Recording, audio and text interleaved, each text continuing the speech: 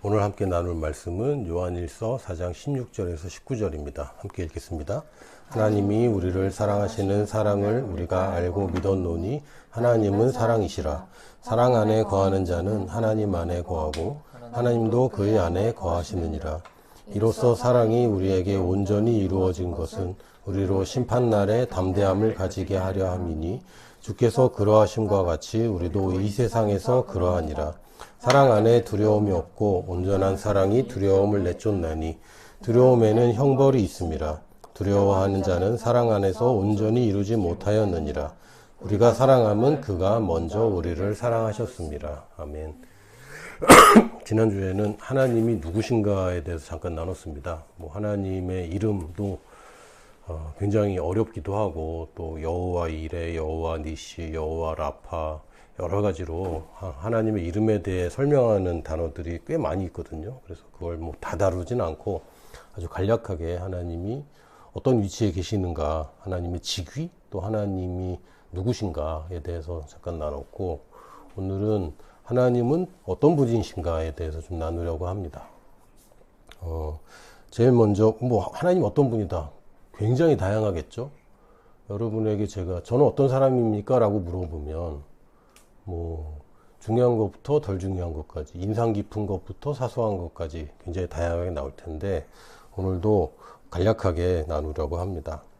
하나님은 어떤 분이신가 라고 할 때 우리는 보통 형용사로 얘기합니다. 하나님은 어떻다라고 얘기하는데, 성경에서 되게 좀 별로 안 쓰는 표현이 있어요. 뭐냐면 하나님은 사랑이시다. 요한 사도가 하나님을 가리켜 하나님은 사랑이 많다, 또는 우리를 사랑해 준다, 이렇게 동사나 형용사로 표현하지 않고 하나님은 사랑이다 이렇게 표현했어요. 가끔은 이게 우리도 그 사람은 진짜 친절 그 자체야, 혹은 그 사람은 진짜 능력 그 자체야, 이런 표현을 가끔 쓰기도 하는데, 하나님에 있어서는 하나님이 뭐다라는 표현에서 가장 강력한 것 중에 하나가 하나님은 사랑이다입니다. 하나님은 사랑이 많다라는 것보다 하나님은 그냥 그 사랑 자체이죠.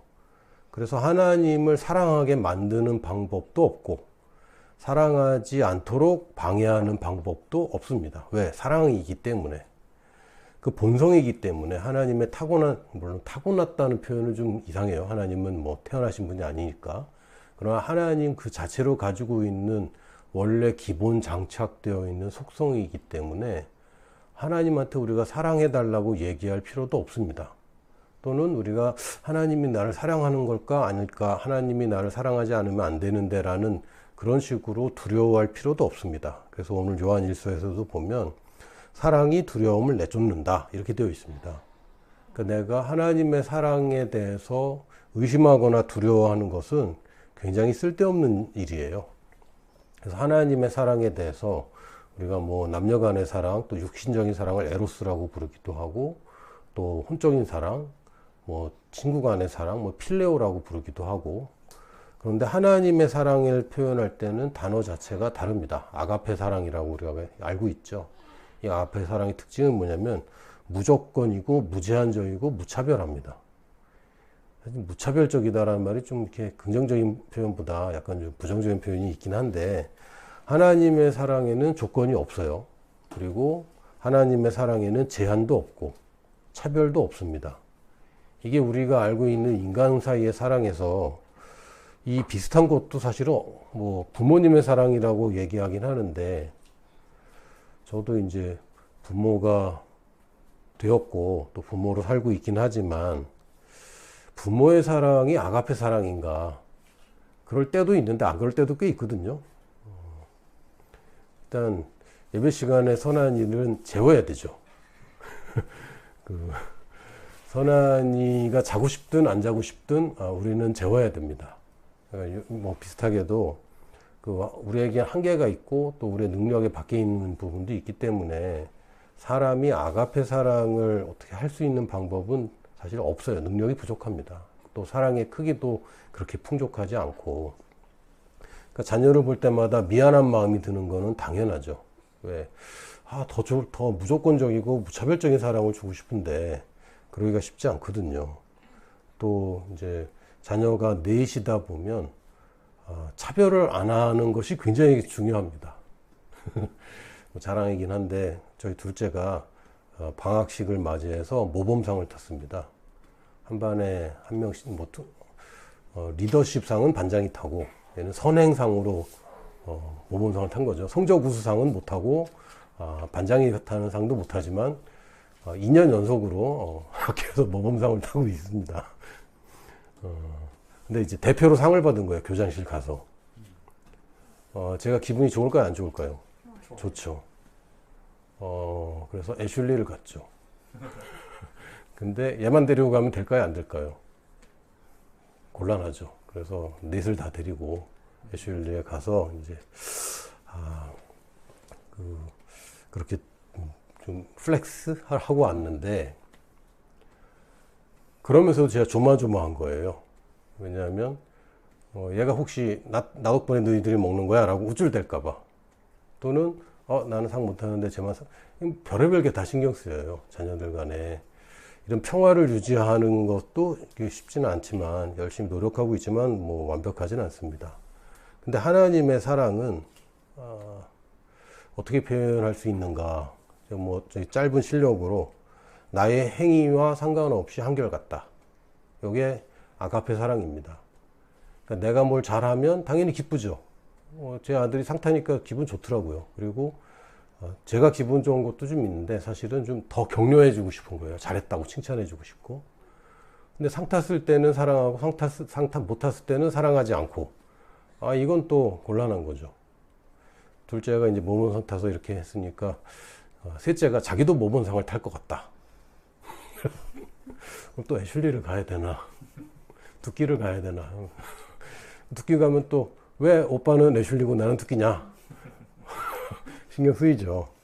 근데 또 좀 착해서 어차피 다 애슐리 같이 먹고 두끼도 같이 먹는 거니까 뭐 큰 문제는 없을 것 같지만, 하나님의 사랑은 내 행위와 상관이 없어요. 이걸 받아들이는 사람은 이걸 받아들인 사람이 복음을 아는 사람이고요. 이게 받아들여지지 않는 사람은 말로는 복음주의자라고는 하지만 사실은 종교인입니다. 내가 뭘 잘하면 하나님이 기뻐하시겠지. 하나님, 내가 요번에 대학에 잘 합격해서 하나님 기쁘시게 할 수 있도록 해주세요. 네가 기쁜 거지. 그렇죠. 요번에 내가 취업이 돼서 하나님을 기쁘시게 할 수 있도록 해주세요. 자기 기쁜 거지. 하나님은 내가 취업을 하든 못하든 늘 사랑하시고 늘 나를 기뻐하십니다. 근데 이걸 오해하면은 자꾸 뭔가 하나님에게 잘 보이려고 뭔가를 하는데, 사실은 뜯어보면요, 하나님을 이용하고 있는 경우가 굉장히 많습니다. 그래서 거룩한 척하고 아주 신실한 척하지만 예수님이 신랄하게 늘 혼내셨던 사람들이 바로 종교인들입니다. 하나님을 높인다고 하고 뭐 하는 것 같지만 사실은 자기 욕심을 부리고 있거든요. 그래서 우리가 신실해 보인다고 하나님을 높이고 뭐 한다고 해서 이 복음을 제대로 모르고 종교적으로 접근하고 있다면 그것은 아버지를 모욕하고 있는 것이고, 절대 아버지를 기쁘게 하는 것이 아닙니다. 누가복음 15장에 보면 이제 소위 말하는 탕자의 비유라는 게 나오잖아요. 제가 읽어드릴게요. 둘째 아들이 방탕하게 다 쓰고 와서, 나 죽을 것 같은데? 돼지가 먹는 쥐염 열매라는 게 있나 봐요. 저는 뭐 잘 모릅니다. 근데 사람은 안 먹고 돼지나 주는, 우리 식으로 얘기한다면 이제 꿀꿀이죽, 돼지 사료인데, 돼지 사료라도 먹어야 되겠다 했는데 사람들이 그것마저 못하게 하는 거죠. 이제 굶어 죽게 생겼으니까 이가 이제 돌아가야 되겠다 하면서 아버지 걱정한다는 얘기는 한마디도 없어요. 지가 먹고 살려고. 그래서 어떻게 하면 아버지한테 용서받을까, 이거 궁리하면서 오는 겁니다. 그래서 이에 일어나 아버지께로 돌아가니라. 아직도 거리가 먼데 아버지가 그를 보고 측은히 여겨 달려가 목을 안고 입을 맞추니, 아들이 이르되 아버지, 내가 하늘과 아버지께 죄를 지었사오니 지금부터는 아버지의 아들이라 일컬음을 감당하지 못하겠나이다 하나. 이게 딱 종교인들의 태도죠. 아버지는 종들에게 이르되 제일 좋은 옷을 내어다가 입히고 손에 가락지를 끼우고 발에 신을 신기라. 그리고 살찐 송아지를 끌어다가 잡으라. 우리가 먹고 즐기자. 이 내 아들은 죽었다가 다시 살아났으며 내가 잃었다가 다시 얻었노라 하니 그들이 즐거워하더라. 그러니까 아버지 입장에서는 얘가 유산을 달라고 그럴 때도 사랑했나요? 그렇죠. 사랑했죠. 얘가 먼 타국에서 돼지 키우는 데는 거 보니까 이방인 거죠. 이방에 가서 아주 방탕하게 돈을 쓸 때도 아버지는 사랑했나요? 사랑했습니다. 그리고 돌아올 때도 사랑했나요? 사랑했죠. 돌아와서도 사랑했나요? 똑같이 사랑합니다. 그 단지 그렇다고 뭐 우리가 마음대로 살아도 된다. 아버지의 사랑에는 아무 문제가 없어요. 여러분이 방금 죄를 짓고 왔다고 하더라도, 방금 여러분 손에 피를 묻혔다고 할지라도 여러분은 아버지 사랑에 대해서는 걱정할 필요가 없습니다. 단지 내 인생이 꼬이는 거죠. 이 아들이 아버지의 사랑을 거절한 것, 아버지의 사랑과 반대로 가는 것, 이게 바로 죄라고 하는 것인데, 죄를 지으면 자기가 그 결과를 얻고 괴로움을 당할 뿐이지, 하나님이 내가 죄를 지었다고 덜 사랑한다. 그럼 어떻게 죄인이었을 때는 어떻게 사랑했을까? 하나님께서는 우리가 죄인이었을 때에 먼저 우리를 사랑하셨습니다.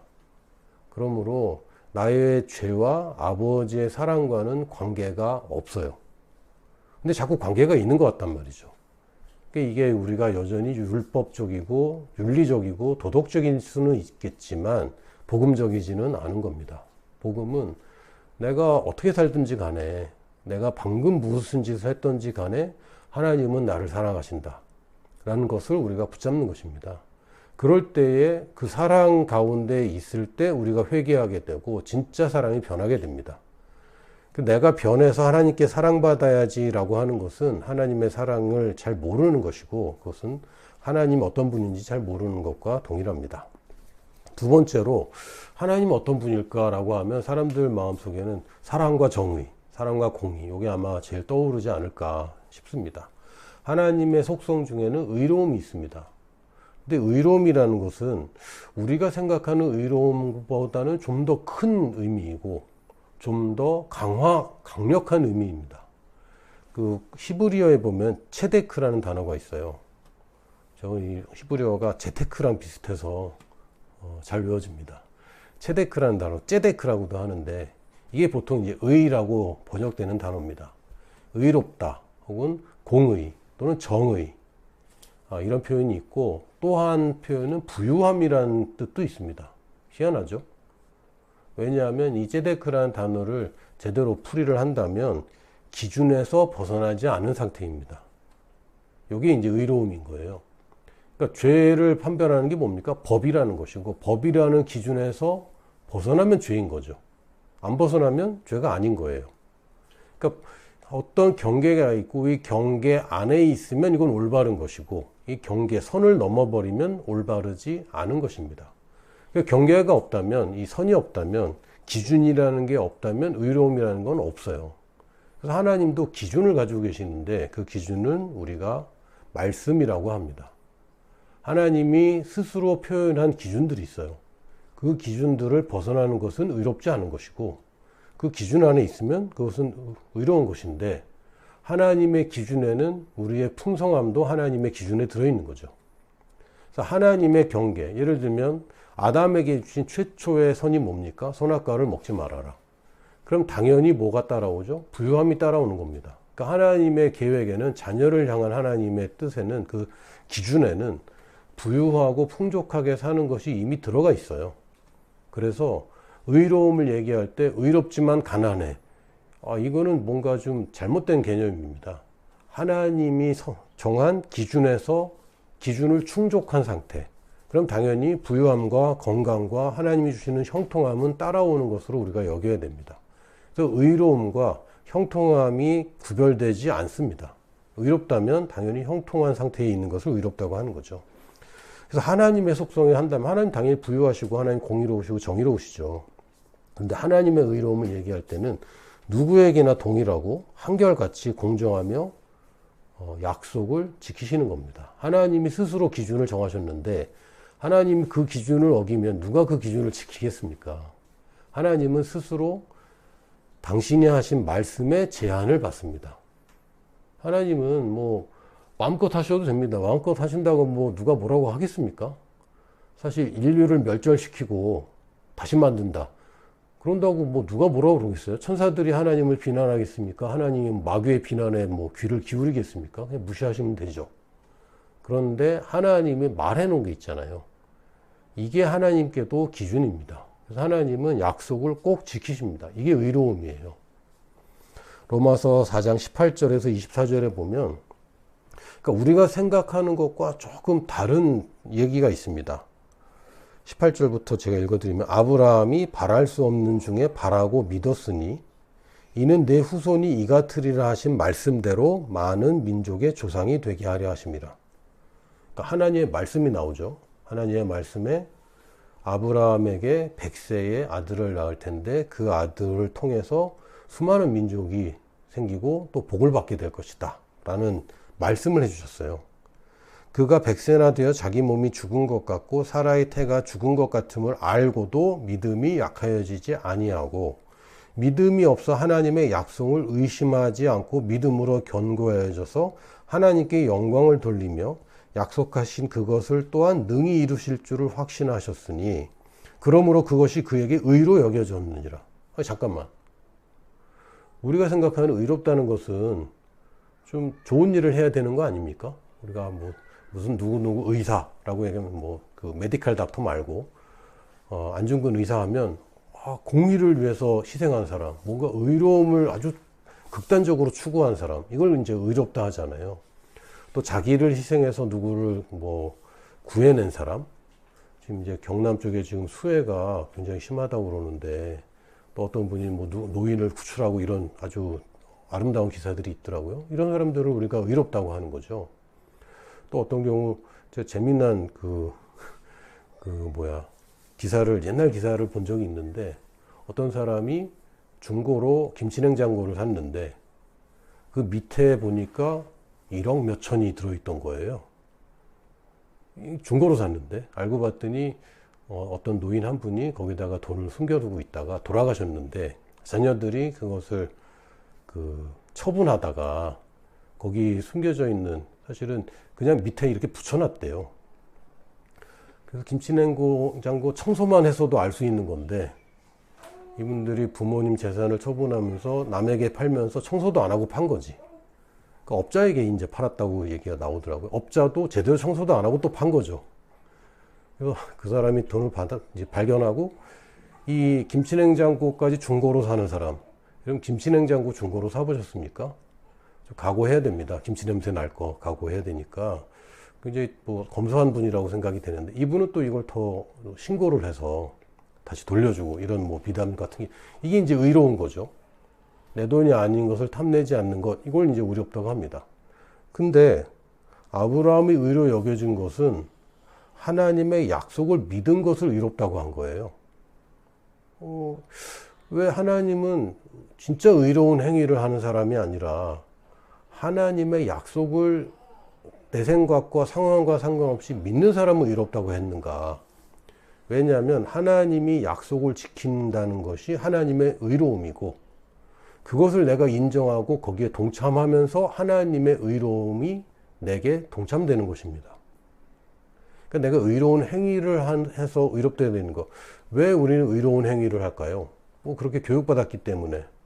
하지만 신이 보고 있기 때문에, 하나님이 보고 있기 때문에 내가 이런 행동을 하면 하나님이 기준해 놓은 것을 하면 당연히 보답이 있을 것이다 라고 믿는 것이, 하나님의 의로움을 믿는 것이 우리에게도 의로움입니다. 근데 이제 그 중간 과정이 다 빠져갖고 선한 일을 하는 것이 마치 의로움처럼 이게 우리가 오해하고 있는데 아닙니다. 하나님이 말하시는, 성경에서 말하는 우리의 의로움이란 하나님이 약속을 지킨다는, 즉 하나님의 의를 나도 믿는 것, 그게 우리의 의입니다. 하나님이 이렇게 말씀하셨으니까 내가 그것을 믿는 것, 그게 우리의 의인 거예요. 근데 그 중에서 하나님이 선한 사람에게 복을 주신다고 했으니까, 예를 들면 남을 대접하면 네가 대접받는다, 이걸 믿고 남을 대접하는 게 의로운 것이죠, 결과적으로. 근데 이 중간에 뭐가 빠졌냐면 하나님의 의로움을 믿는 것이 나의 의가 된다는 것이 빠져 있는 겁니다. 그래서 아브라함은 하나님이 아들을 주신다는 약속, 거기 세상을 위해서 뭘 희생하고 아무것도 없어요. 아들을 주신다는 거 믿는 게 아브라함이 희생하는 겁니까? 아브라함이 복 받는 겁니까? 뭘 하면 주겠다는 얘기 아무것도 없습니다. 그냥 하나님이 다짜고짜 나타나서 복 주겠다고 얘기하신 거죠. 그래서 이 하나님의 사랑과도 연관이 있는데 하나님의 무제한적이고 무차별적인 사랑에서 나온 그 하나님의 약속을 아니 이렇게 공짜로 준다고? 이게 나한테 진짜 된다고? 이렇게 초자연적인 일에 내 인생이 일어난다고? 하지만 하나님의 약속이 하나님의 의로움을 나타내는 것이고 하나님의 약속을 지킨다는 하나님의 의로움을 믿는 것이 나의 의로움이 되는 겁니다. 그래서 그에게 의로 여겨졌다 기록된 것은 아브라함만을 위한 것이 아니요. 왜 이게 기록되어 있습니까? 의로 여기심을 받을 우리도 위함이니. 곧 예수 우리 주를 죽은 자 가운데서 살리신 이를 믿는 자니라. 그래서 예수님을 보내셨고 예수님을 믿는 자는 내가 다 구원하겠다는 그 말씀을 믿는 행위 자체가 내가 한 것도 아무것도 없지만 하나님이 그냥 본성이 사랑이기 때문에 죄인을 사랑하셔서 그 아들을 주셨고, 여러분 이제 아들이 있으니까 좀 상상이 되잖아요.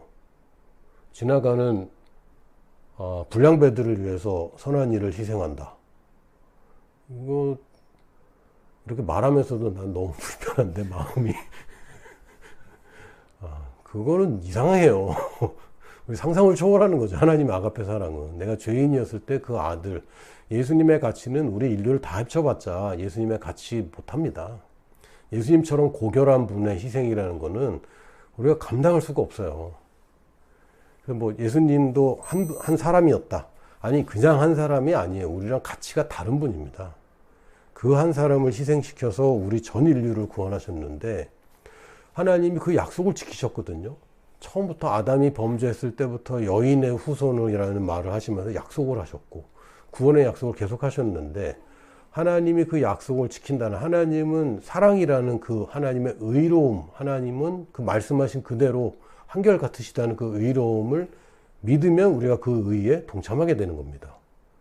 이거를 모르면 사람들이 이상한 거죠. 아니 범죄를 저질러 놓고 왜 피해자한테는 사과도 제대로 안 하고 그냥 예수님 믿었다고 자기는 구원받았다고 그런다고.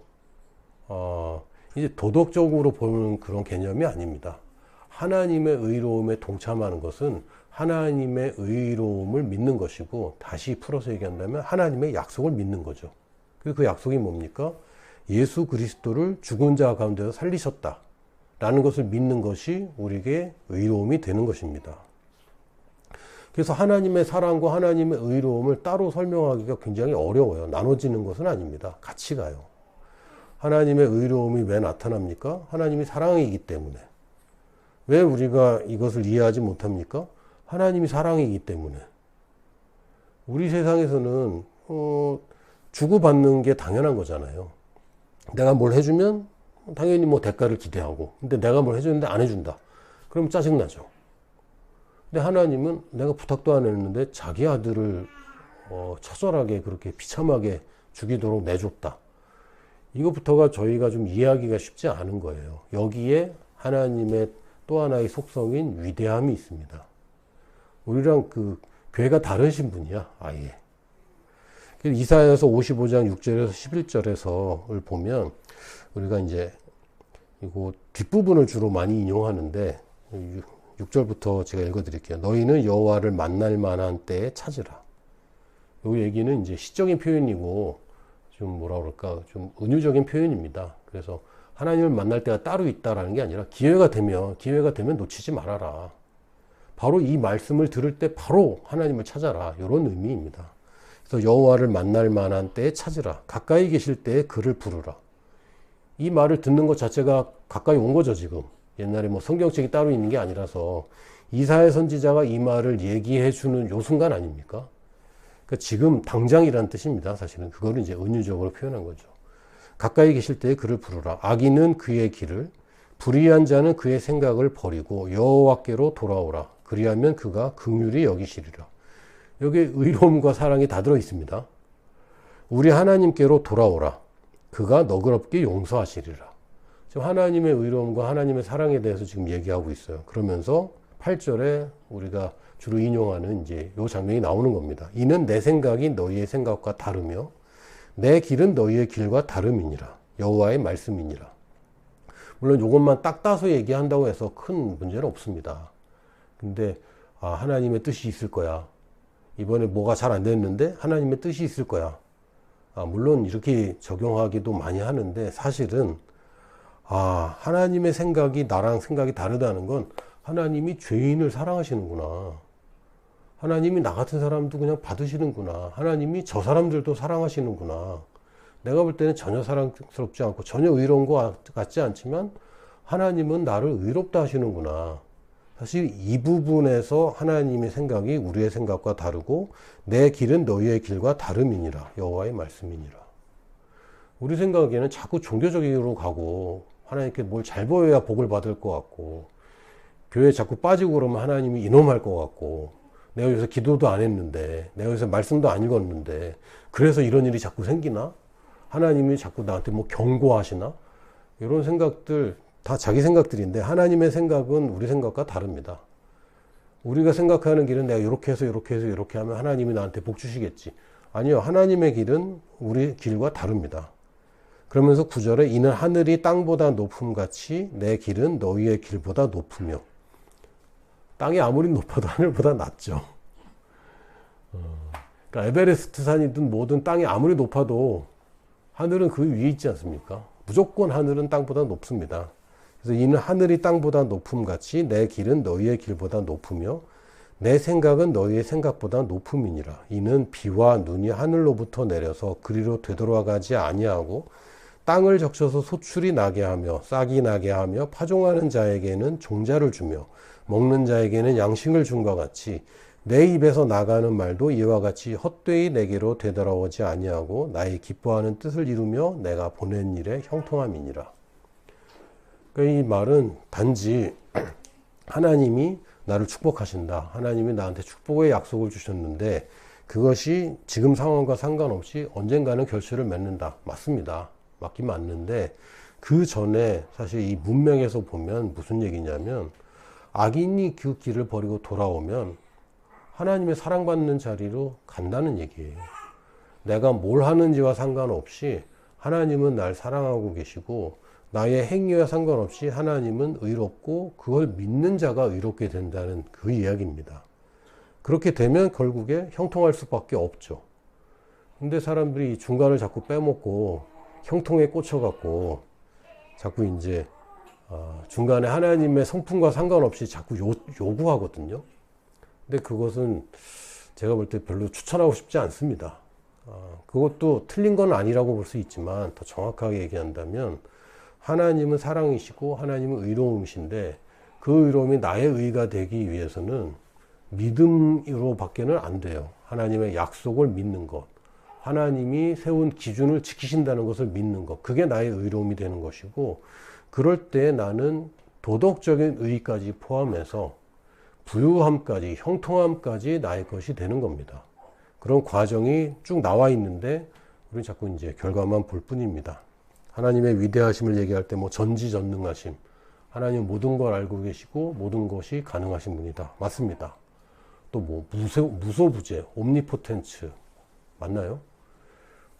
하나님은 어디에나 계신다. 안 계신 곳이 없고 시간과 공간을 초월하신다. 뭐 맞는 얘기입니다.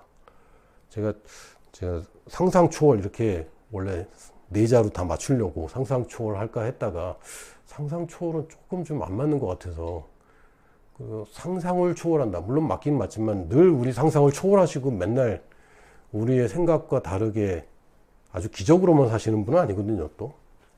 그래서 상식 초월이라고 할까 그랬다가 상식 초월은 좀 나쁜 말로 쓰이더라고요, 요새. 몰상식하다를 넘어선 분들을 상식 초월이라고 표현을 해서 그냥 초월만 써놨습니다. 뛰어넘죠. 하나님은 내 생각보다 뛰어나신 분입니다.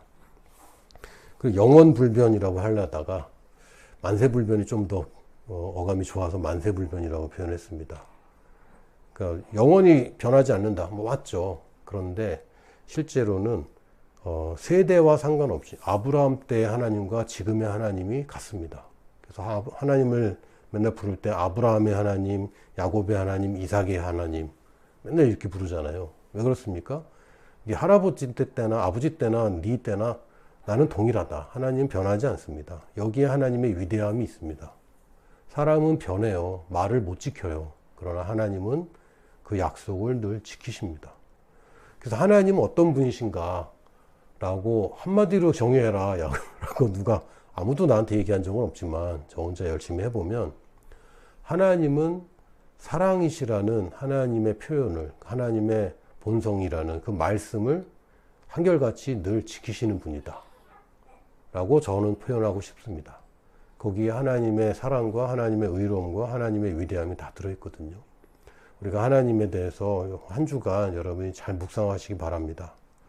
특히 이사야서 55장 6절에서 11절을 여러분 다시 한번 꼭 읽어보시고 하나님이 지금 말씀하시는 부분이 무엇인가, 그리고 지금 내가 놓치고 있는 부분이 무엇인지 꼭 여러분이 발견하는 오늘 주일과 또한 한 주간이 되시기를 예수님의 이름으로 축복합니다. 아멘.